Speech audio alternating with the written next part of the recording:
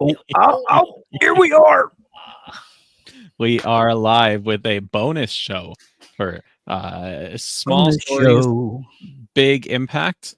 And we're talking about short story openings, but this time focusing on user submitted ones from the Storycraft Your Cafe. openings. Yeah, people who voluntarily showed their heart to the audience.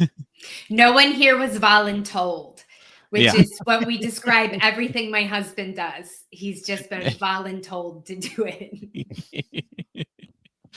All right, who do we have in the chat here with us? We have NJ and we have David and we have Jane. Hello, hello, hello.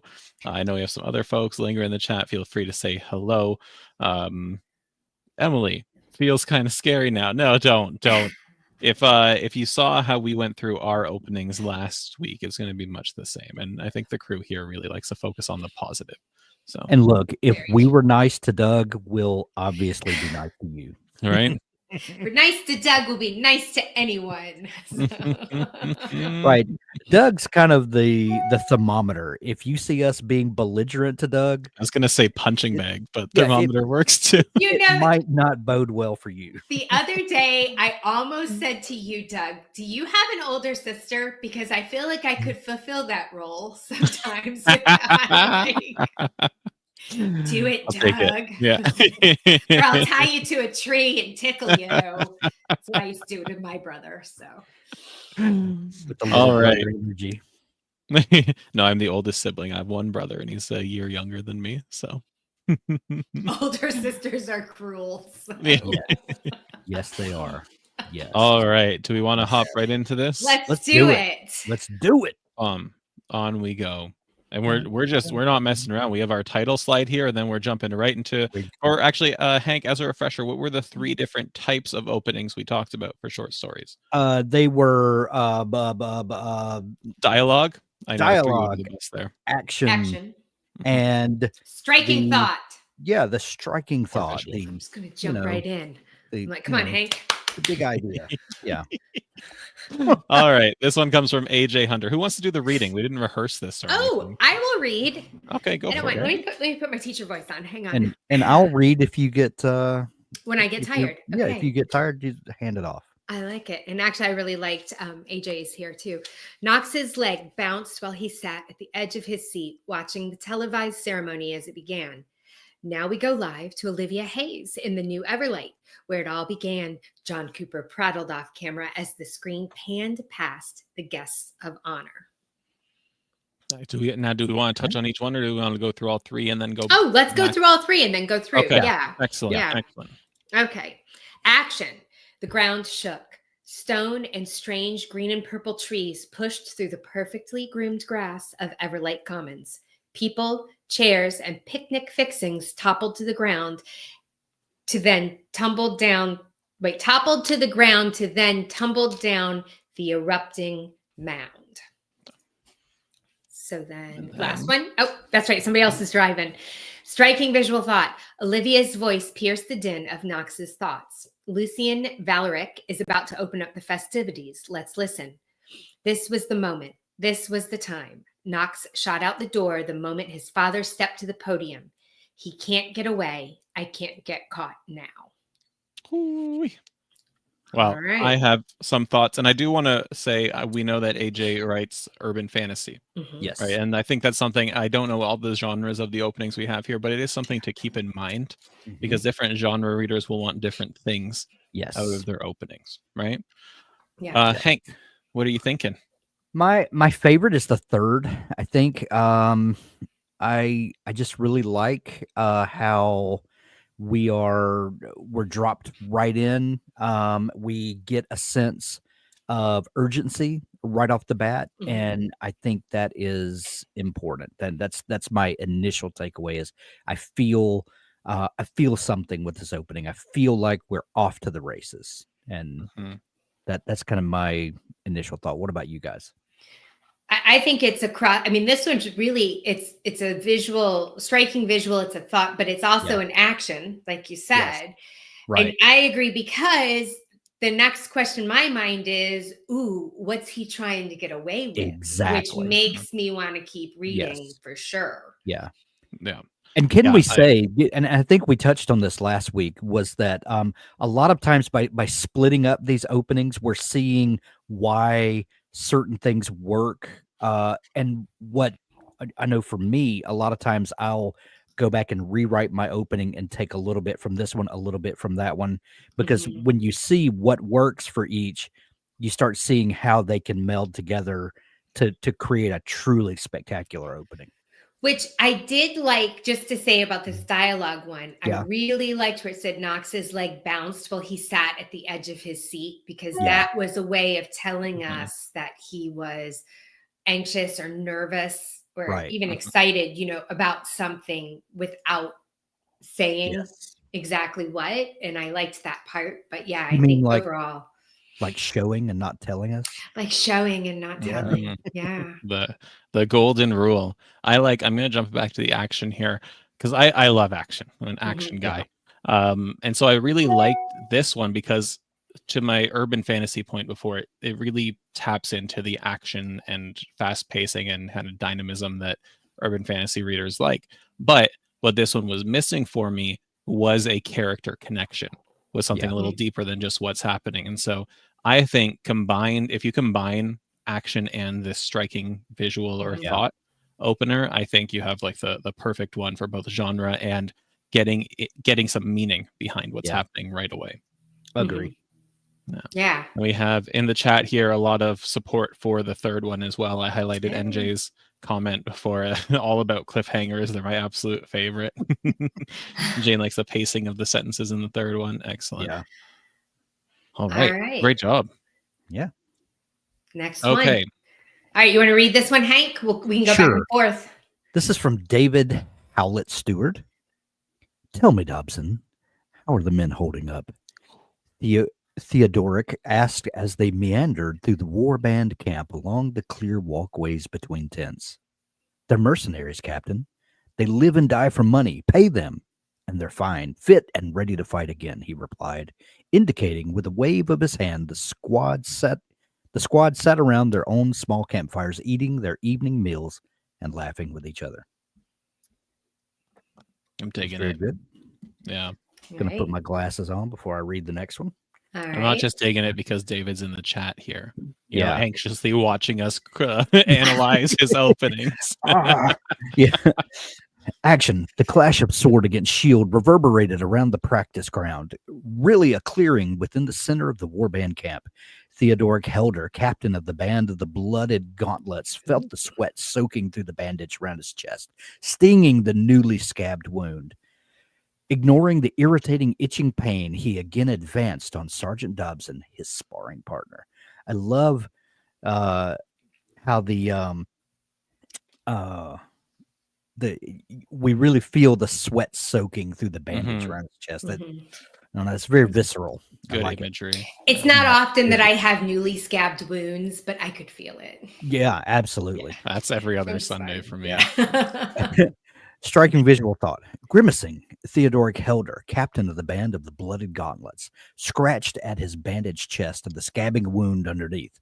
By reflex, Theodoric grabbed his new pendant, the arrowhead that had nearly killed him and now kept as a reminder not to be complacent on the battlefield.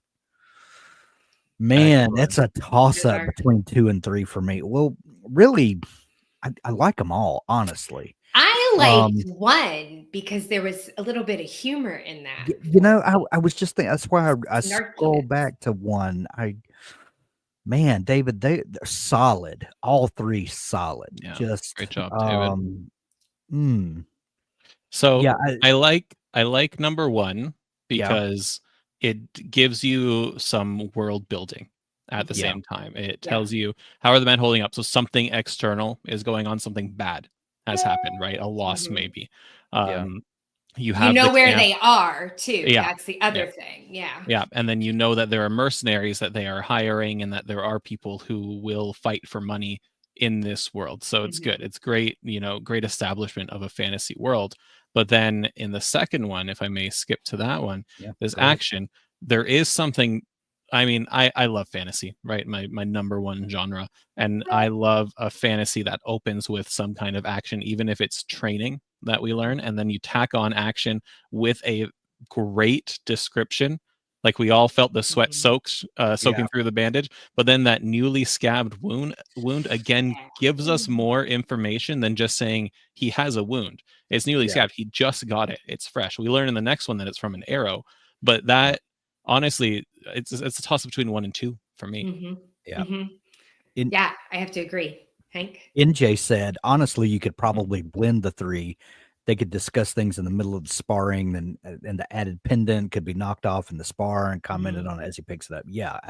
And I think that's the thing we were talking about earlier. A lot of these could be blended and probably will be, in your revision process to some degree. Yeah. Cool name too. Band of the Blooded Gauntlet. Yeah. Mm-hmm. Yeah, great fantasy name, because Bloody Gauntlets would have been like cliche. Blooded Gauntlets, great. Ooh, yeah, there's something it really classes it up to say Blooded really Gauntlets. classes it up. David, let us know what you're thinking if you're still in the chat there with us. Any of your thoughts on this one? What your favorite one is as well? Or if there's one you already picked to use, let us know. Yeah. But excellent entries all around. Yeah. All right. AQs. You want me to do this one?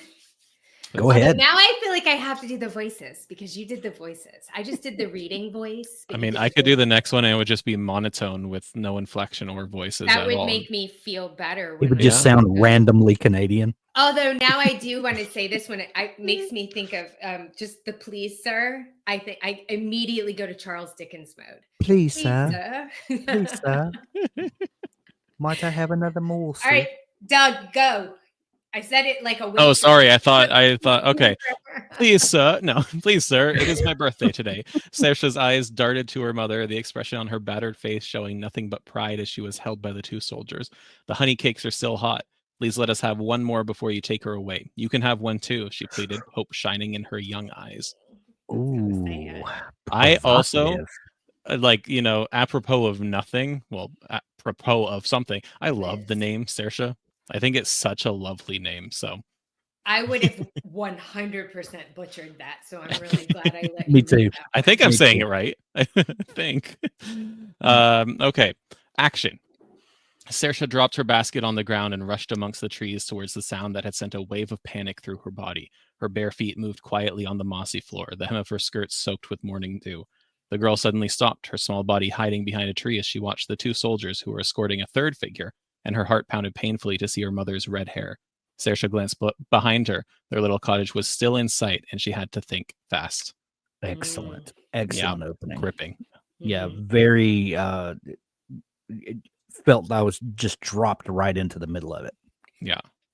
And then our last one here, striking visual or thought.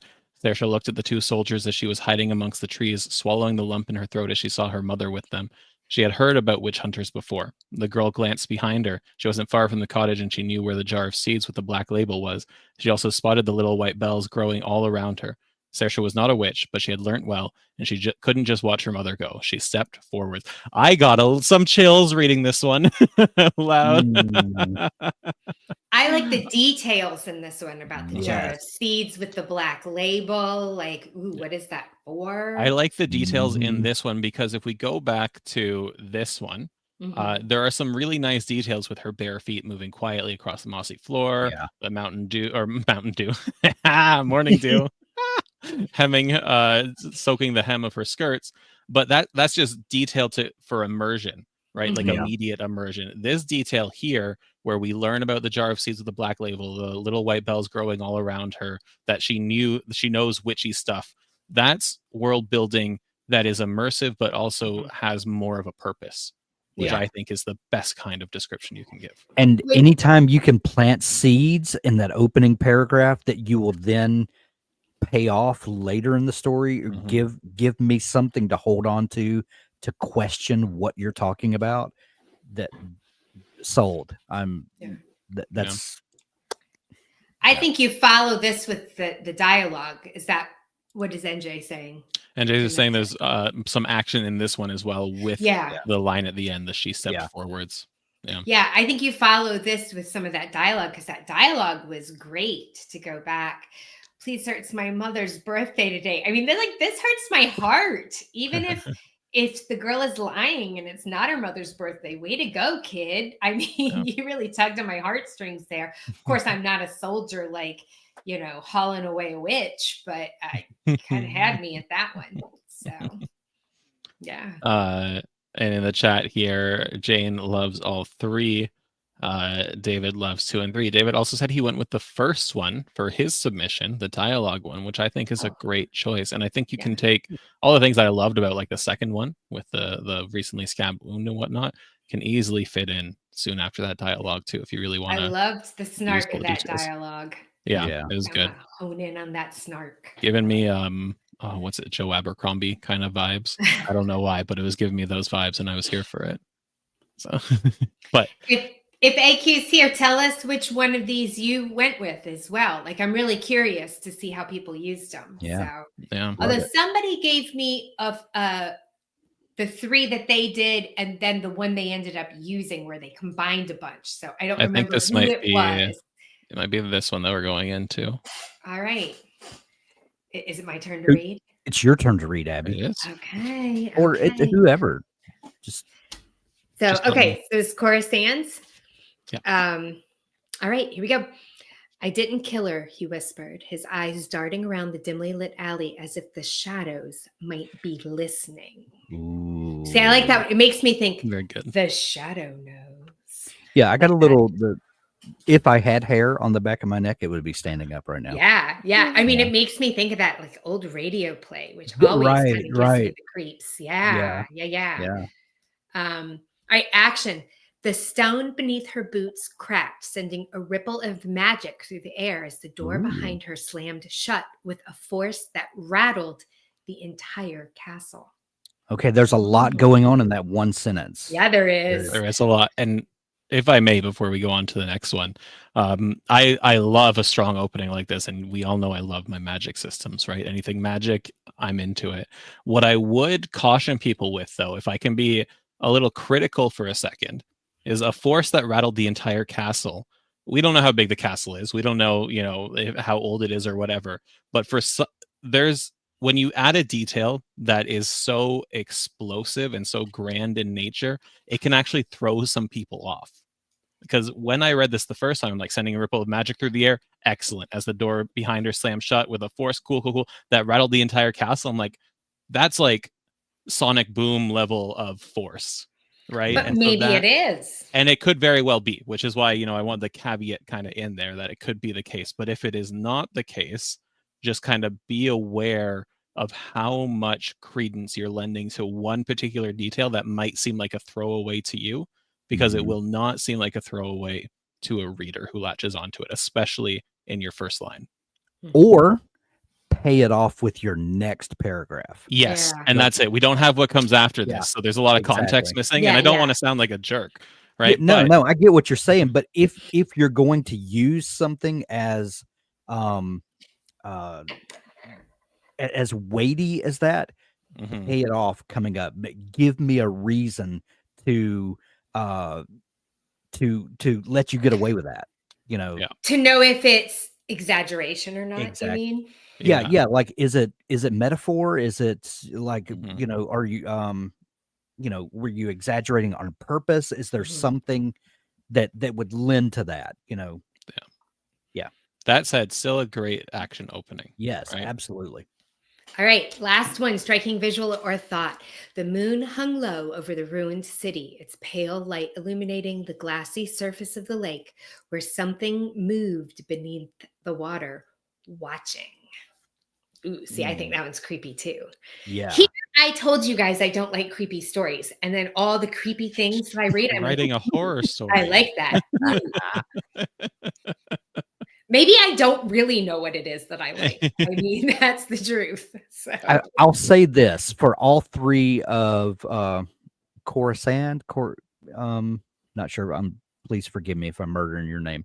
But one thing that I love is that they delivered a lot with one sentence. Yes. Each of these openings, they are packed, they are dense, and they are impactful. And I love that. but if I had to pick one, I think I would probably pick number 2 as my favorite. This one. No. Oh, Wait, where do we no, go? This one. Yeah. We're all trying to control it at the same time. Right. Yeah. So, but I think excellent work on all 3. But I personally still liked this because just the idea that the shadows might be listening. There's definitely magic in that. Yes. And you also get right to the point with this about I didn't kill her. So know there is something big that is going down in this story. Yeah. That's why I like this one. The shadows might be listening, I think, is a nice literary device. I don't know which device it is off the top of my head, but it's nice. It's a nice a thing to make you think. But I didn't kill her as your opening line. It makes you ask a question. Ask a bunch of questions. Who is she? Why do people think that he killed her? How'd she die? Like a ton of questions circulate from 4 words. So that's why I really like this one. I also like, if I may skip ahead to this third one. First, it's good detail, and I like detail. Again, we have like some fantasy here, which I love. But what I'd be intrigued to know, and this goes to the more context with an extra paragraph or so, is what perspective are we reading this story from? Because this last bit here, where something moved beneath the water watching, if it's on an omniscient perspective, okay, now there's tension because the character doesn't know that something's there. If it's a limited perspective, then the character is aware that something is there watching them, which adds a whole other element to it. What do you like, some kind of editor? I do this for a living. How were you so good at that just then? I find that fascinating. Yeah, I love that all 3 openings are very provocative. They introduce information, they introduce intrigue, and because I'm left with questions for all of them, but I'm also left with immersion. I'm in the story with all 3 of them, ready to go wherever you take me. Yeah, man, like kudos on all of these. Yeah. Let's see if this is the one that had the 4th. Yes, bonus all together now as I kick stuff over on the ground. I'm so excited. Okay, let's put them together. I didn't kill her, he whispered, his eyes darting around the dimly lit alley as if the shadows might be listening. His breath hitched as a cold wind swept through the narrow passage, carrying with it the faint scent of something burning. Above him, the crooked moon cast an eerie glow over the cobblestones, illuminating a trail of blood that led to the edge of the forgotten well. Take my money. Hank's on board. Send them a copy. Yeah, I'm in. Wherever you take me, I'm in. Yeah, I love it. Yeah, it's pretty fantastic. Yeah, it is. It is really good. There's a lot of detail in there. What I would say, again, if I'm putting my editor hat on, because I think that's valuable for this kind of show. Go for it. Sure. I think Coruscant and I have the same writing style where we like to add a lot of details about the surrounding area because that's cool. It's very immersive. I would think if the next 3 paragraphs were this detailed, it would be a little bit overwhelming because from this paragraph, I don't actually know. And I guess I'm focusing on the trail of blood, right? But I'm also focusing on the fact that he said I didn't kill her, on the fact that there's something burning. There's 3 distinct things that I'm focusing on in this paragraph, and that might be a little bit too much for me. Yeah.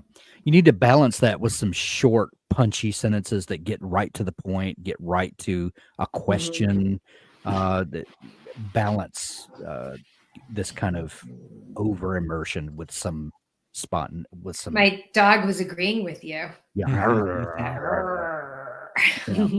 All right. Very, very good. Very good. Is it my turn to read the next one? Yes, it is. Okay. Emily Blue. Dialogue. Nolan, my love, listen to me. I'm right here. But he doesn't. It's good. Very provocative. Love it. Action. The last tear drops.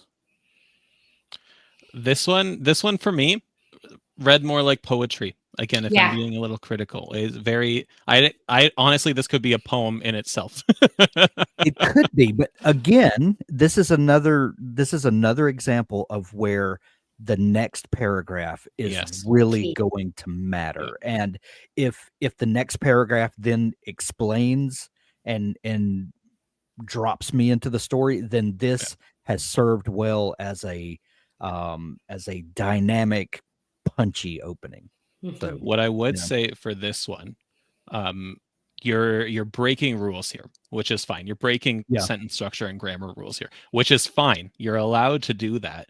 However, as your opening line, some people are going to read that and they might not say, "Oh, you're breaking rules," but something in their brain will say, "Oh, something's a little amiss here."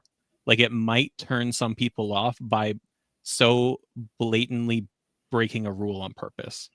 It will enamor some people immediately. You'll get fans right away that want to know more. But from like a marketing point of view, there will be some people that read this and be like, what's happening? Right. And again, we don't have the context, but so if you do something like this, here's my question. Yep. To pull it off, will the reader expect you to do it throughout the story, at least periodically?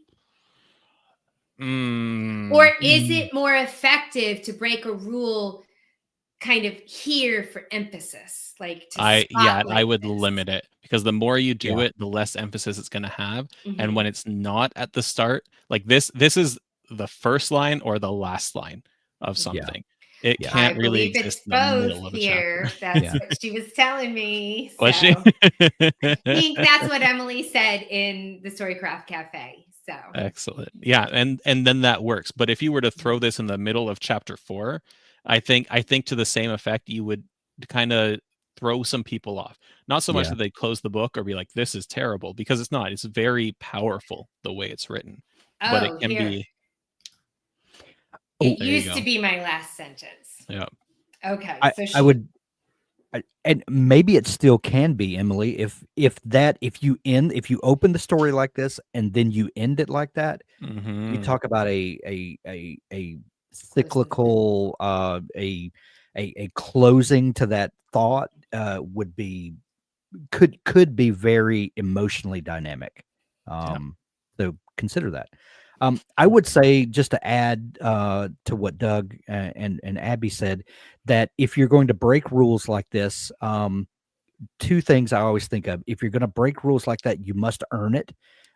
So your next paragraph is going to be important to kind of pay off this, I don't want to say trick that you've done to the reader, but it kind of is a little bit. Earn that, pay it off. And the other thing is that anytime you break rules like this, should be done sparingly and should be thought of as seasoning. You know that if you've ever made a soup, you add salt a little bit as it cooks down, and it can become overpowering if done too much.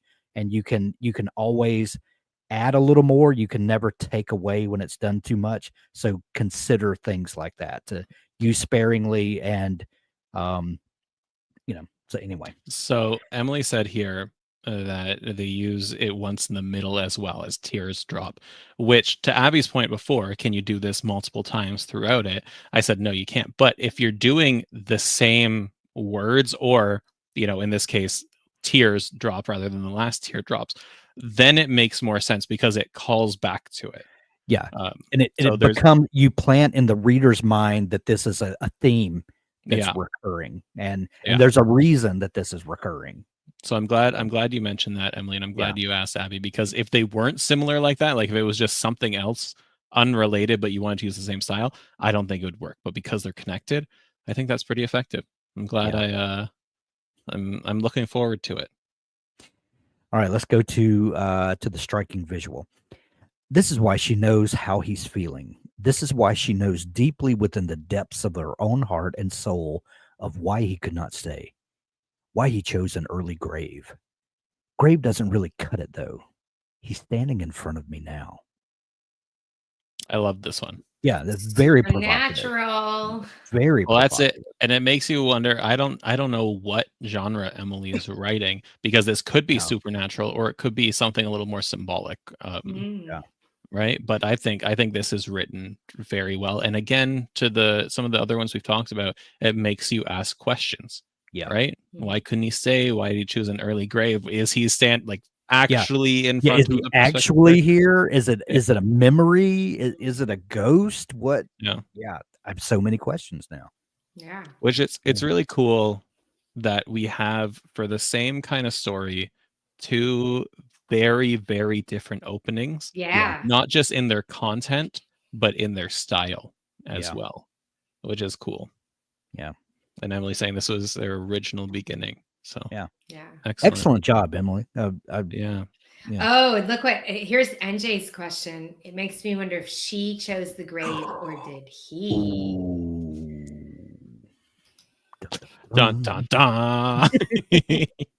I need a soundboard for our shows. Yeah. I think that would add a lot. Dun, dun, dun. We'll ask for one for Christmas. Yeah. Right?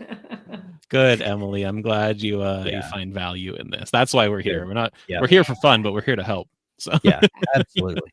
Absolutely. All right, Oh, Doug, is it your turn? Is Randall in the Yep. chat? I love Randall's I got haven't the best seen Randall in the dad chat. jokes. I haven't seen a Randall dad joke in the chat, so I assume Right. Randall's hard at work right now. Is it your turn, Doug? Yeah. Dad, what makes you think the 80s are a good time to visit? Because it was a pivotal era. Yeah, but so were the 2030s. Sure, but I want you to survive the trip. It's fun. What happened in the 30s? Exactly. No, what's going to happen in the 30s? All right. Oh, I touched it. I should have just let you drive. That's okay. Action. A time travel makes me queasy. I think it's all the spinning at the start and the belts that squeeze against your stomach and chest, and then all of existence is clenched up into a tiny ball of space-time. It's because the machine doesn't carry you through time, it throws you. I really like this. This is I a love super that. MG opening, by the way. So Yeah. if, like me, Randall's writing MG, like, I'm sorry, but this kind of nails it for the genre. So Yeah. There's Yeah. great voice in this. yeah. Mhm. And that Really. humor too. Yeah. Because it doesn't carry you through time, it throws you. I mean, that Yeah. gives you an amazing, not just a visual, but like you can feel that too. Yeah. You know? And I think when Randall posted this, he put in brackets after action, not really action, or something to that effect. But like, this is action. This is very dynamic. Yeah. Right. Yeah. But at the same time, it adds more to it because time travel makes me queasy. Right. We have some character building there. We have some world building. Yeah. There's time travel to begin with. It's so it's like the voice is wrapped up in action without necessarily having to spell out an action. There's the action embodies the voice. Yeah. All right. And our last one here for Randall. Why on earth would I want to visit the 80s? It was a crap decade full of Reaganomics, hostages, and the death of John Lennon. But father insists. This again, we have the kind of snarky voice in this one, which I think is very important. What intrigued me the most about this one, because I like the second one more than I like this one, in terms of like the voice and establishing that tone right away. But the capitalization of father, one letter intrigues me so much, because that's when you choose to capitalize something that's not capitalized, you have to, the reader asks why is it like this? And some people will write, mother and father with capitals, but like in a book, I think it lends more importance to that. And is there like an official title behind it? Is there, what's the respect that's there? Why is it capitalized? So well, wouldn't you capitalize it because he's using it like his name? But if it had said my father, it would have been a lowercase f. You technically can, but you don't have to. You don't need my in there. You can just say father with a lowercase f. So that may very well be the case, is that it's just in place of a name. So this one here gave me pause that it was perhaps YA, not MG, because of course I'm going to be the one who splits hairs over this, right? Yeah. But this sounds to me more like something a teenager would say and be aware of, because they would be aware of things like Reaganomics, hostages, and the death of John Lennon.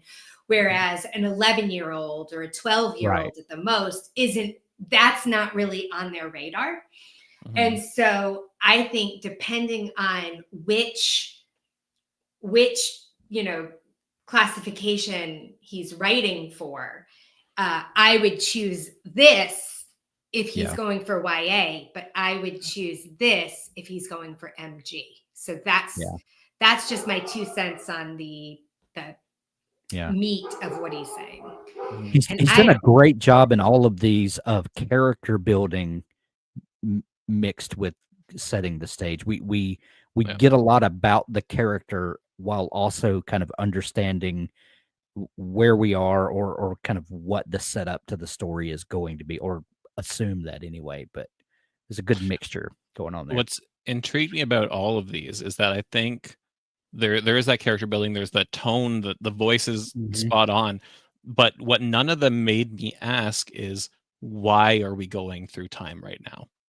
Right. Which I don't think is necessarily a bad thing per se, because especially if it's a short story, you know, it's not, there's not a lot of time until we actually find out why, inevitably.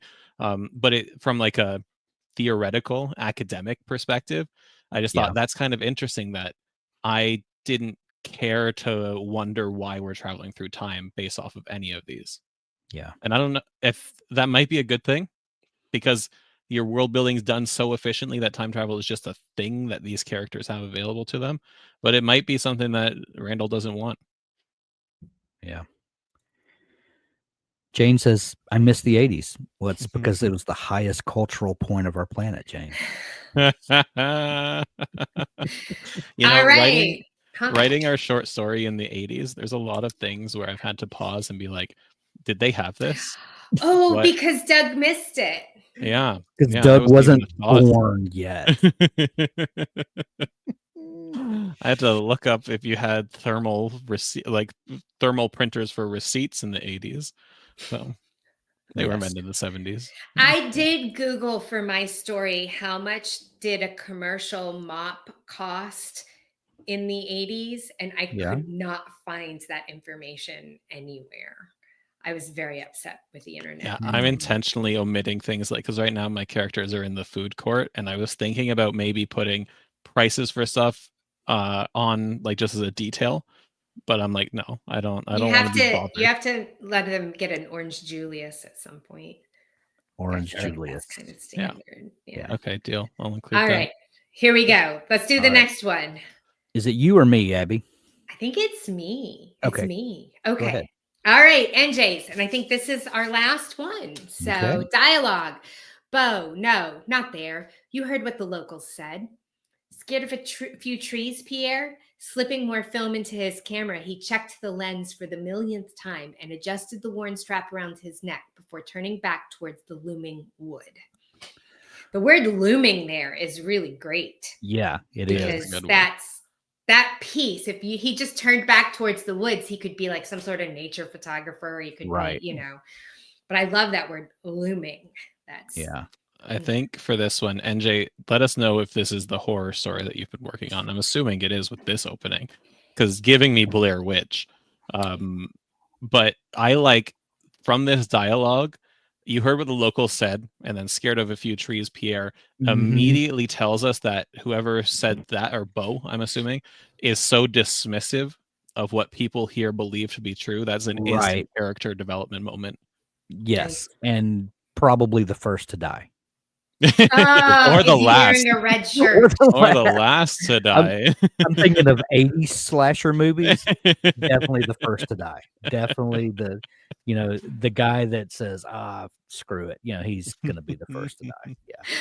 All right, action. Oh, it's not the horror. Oh, but that Okay, might change, Will. Yeah. Here we go. Action. Branches crunched underfoot, whipped his face, dragged at his hair.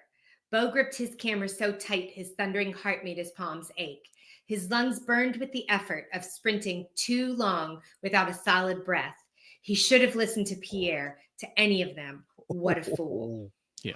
Now he's running away. Yeah. What a fool. It is a very, very different opening by putting us, like, I mean, obviously it puts us right in the action. That's what the word says at the top of the screen. But it's interesting how such a shift can change how you think about things. Because in the first one, I think about that character development moment about, why are they doing this? In this one, he's running from something, he has regret, and it's very enthralling right off the bat. I'm also a sucker for branches whipping faces. I don't know why. I love that description. Or clawing. I'm a branch guy apparently.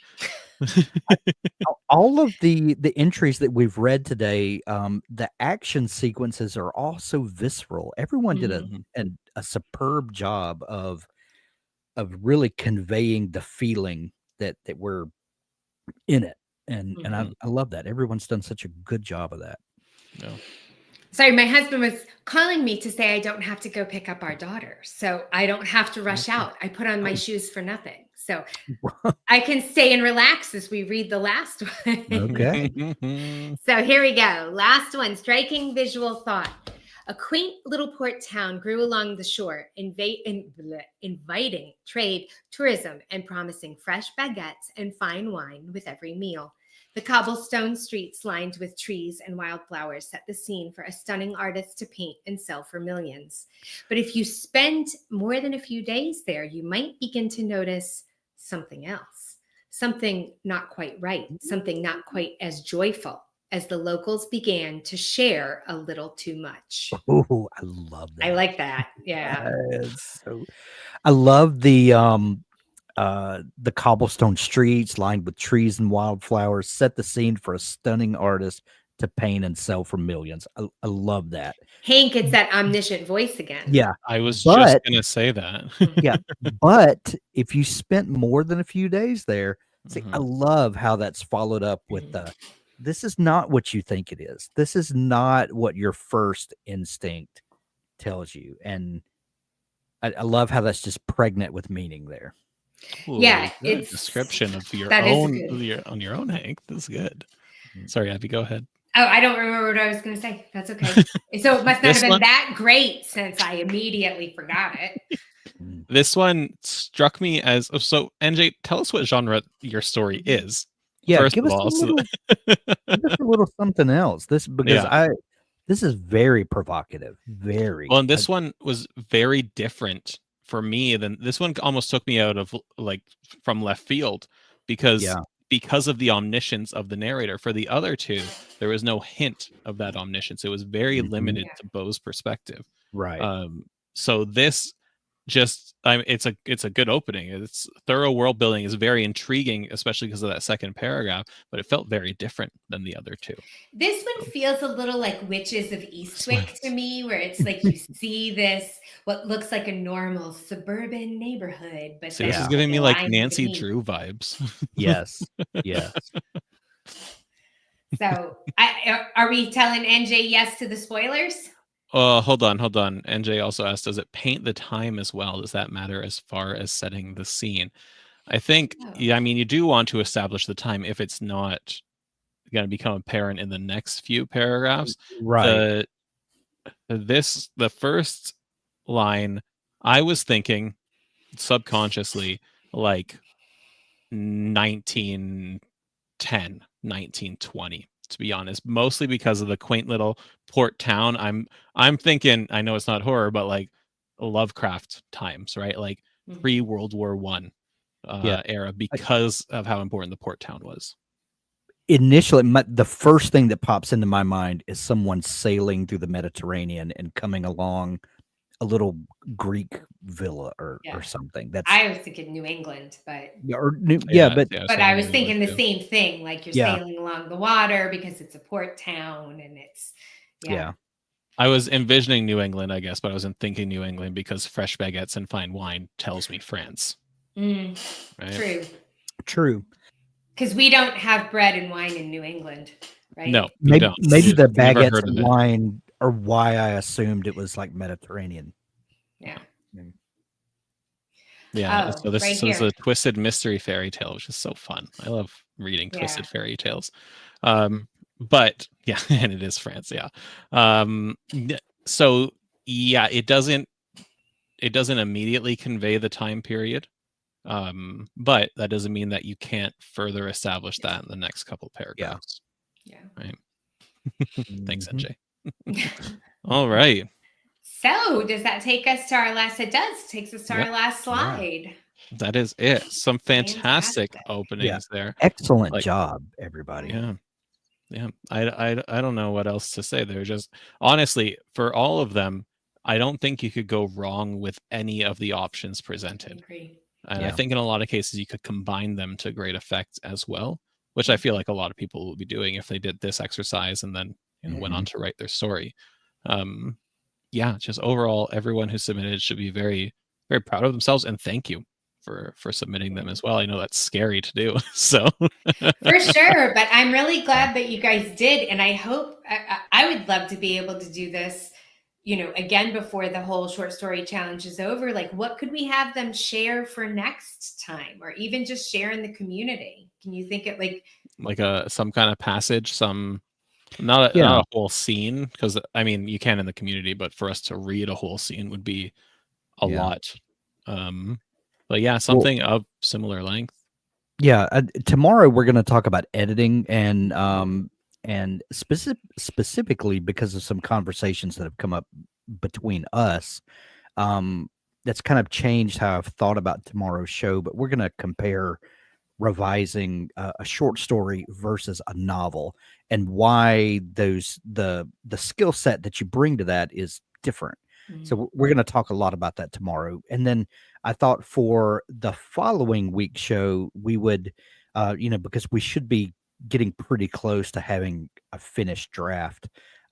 Maybe we take a passage that we're really proud of or something and share that. And so maybe we could ask folks in the community to also share a passage that they're really proud of. But I would like to get some feedback from everybody after tomorrow's show when we compare short stories to novels and how we approach the editing of and kind of the whipping them into shape. We could probably come up with something tomorrow that's why I was really hesitant today during the sprint to cut much of anything or to even add much of anything, is because I'm waiting to see what you have to say tomorrow, and I'm going to let that sort of drive my decisions that I make going forward. Because I mean, I know I had a bunch of questions for you about what the heck am I supposed to be doing with the short story? Like, I know if it was a novel, what I'm supposed to do next, but here I'm not sure how much you give and how much you hold back. And so, Emily said the 3 openings was a fantastic exercise. It got me to look so much more deeply into the story. Excellent. That's what we. I feel kind of bad for my submissions for the 3 openings, because I was so set on the dialogue one about the announcement over the speakers in the mall, and that's what I'm going with, right? But after seeing a bunch of these submissions and how some openings are so different from one another, and they make such an impact. Like, my other 2 were different in that they were worded differently, but they were still the same kind of thing. The mall just closed. The teens are in there, doing shenanigans.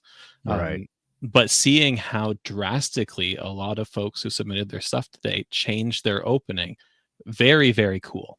Like, great job. I can't emphasize that enough. Absolutely.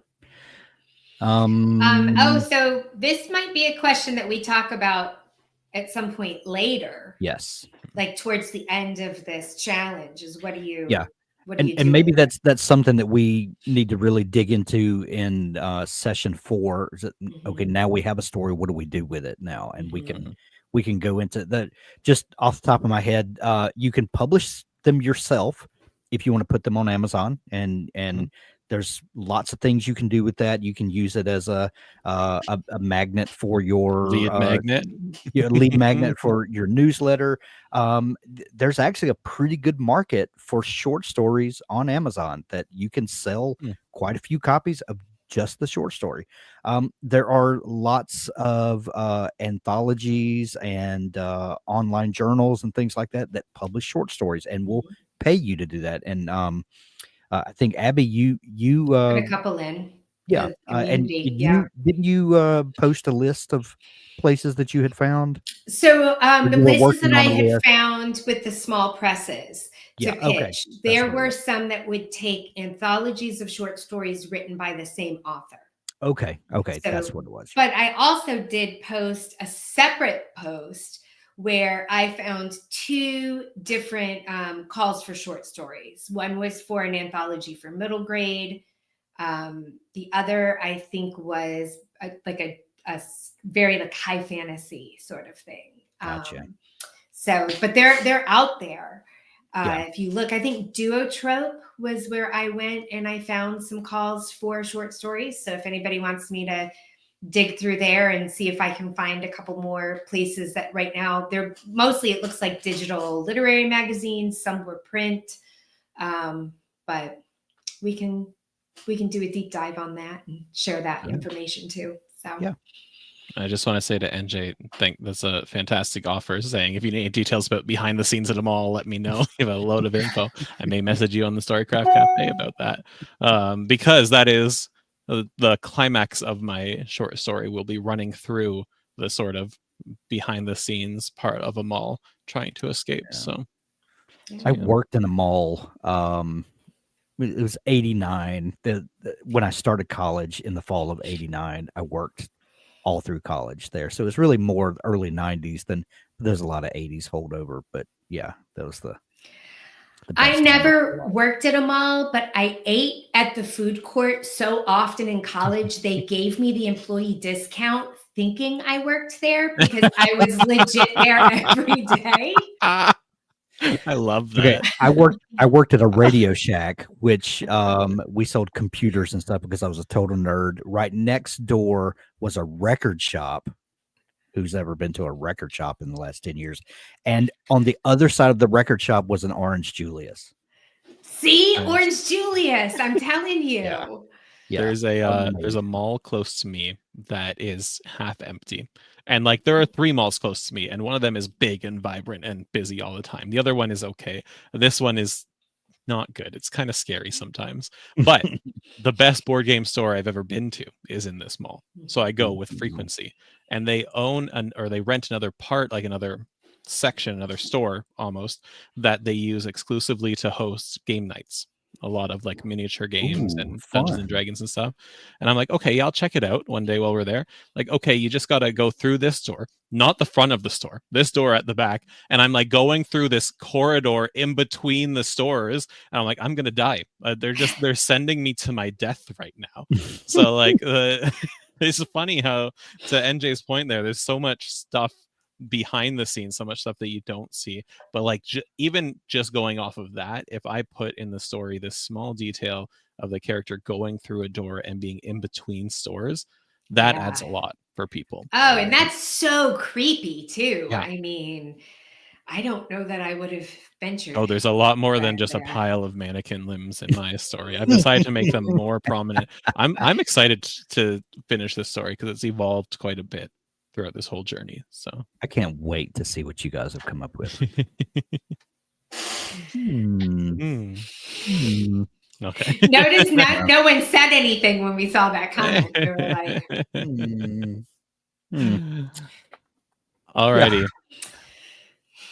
We will. Well, guys, thanks for joining us today. This was a lot of fun, and I could see us doing more shows like this. This is, I hope you guys found a lot of value in this. I know this got my wheels turning on a lot of things. This was a lot of fun.